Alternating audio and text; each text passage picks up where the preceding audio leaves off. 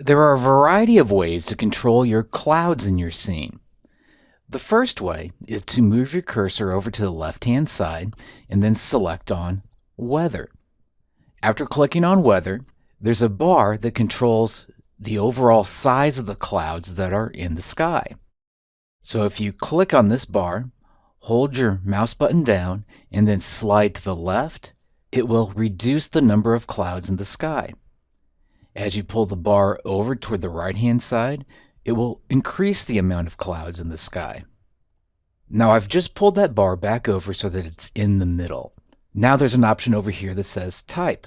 If you click on Type, you get to see the variety of different kinds of preset clouds that you can put into your scene. Let's select the clouds in the lower right-hand side of the screen. That will now update the clouds you have in the sky to be that cloud arrangement.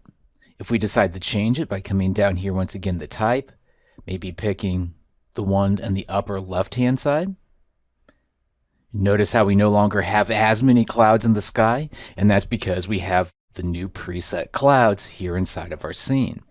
The next way that we can manipulate the clouds that are in a scene is if we come over to Photo.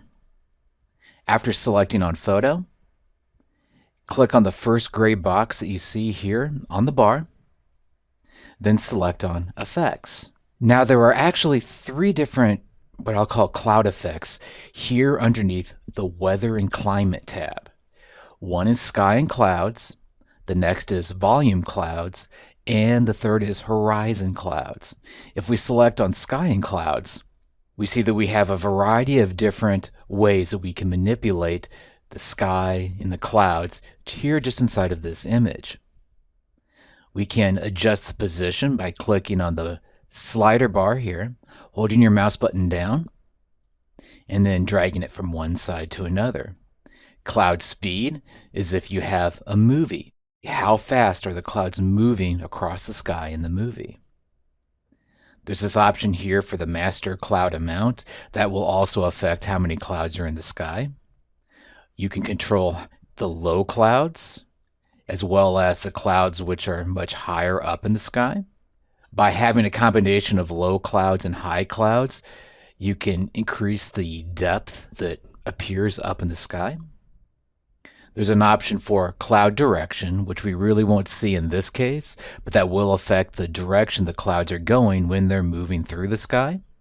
We can control the cloud brightness. That's what it sounds like. How bright do you want the clouds to be? I'm just going to leave those alone.